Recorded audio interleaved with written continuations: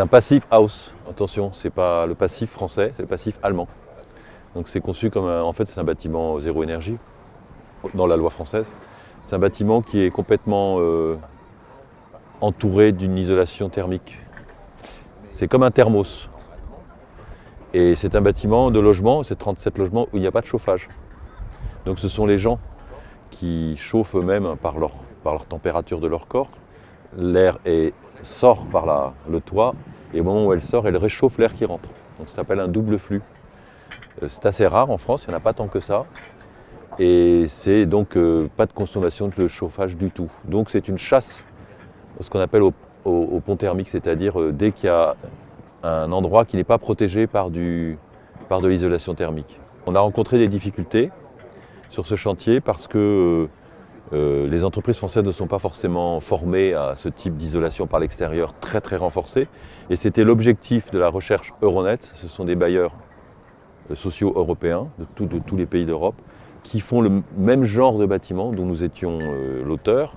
On a fait un projet commun pour toutes les villes d'Europe qui ont été adaptés par tous les architectes après, mais quand même c'est la même base. Et on voudrait comparer les difficultés qu'il y a eu en Suède, qu'il y a eu en Allemagne, qu'il y a eu en France, qu'il y a eu en Italie, qu'il y a eu en Angleterre, qu'il y a eu en Hollande. Donc l'objet de la recherche, c'est de dire, pour faire un passif house dans la loi allemande, c'est-à-dire vraiment 15 kWh, quelles sont les difficultés qui ont été rencontrées. Et en France, on en a eu beaucoup dès le début du chantier. Voilà, un radier, une plateforme, on pose le bâtiment, il y a beaucoup d'isolation thermique dessous, personne ne savait le faire et le bureau de contrôle n'avait jamais vu ça en France, jamais.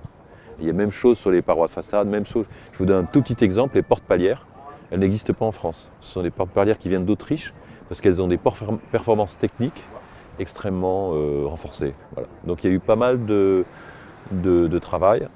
Et après, nous, ce qu'on a voulu faire surtout, c'est une qualité d'usage dans ces logements. Ils sont posés dans un endroit assez intéressant à Sénart. Et ce sont 2 immeubles en angle avec tous des grandes terrasses. Parce que souvent on dit les bâtiments passifs, thermos, c'est des petits bâtiments. Alors là, les baies sont grandes et on peut sortir dehors. Tous les logements ont une terrasse, on peut mettre 4 chaises, une table.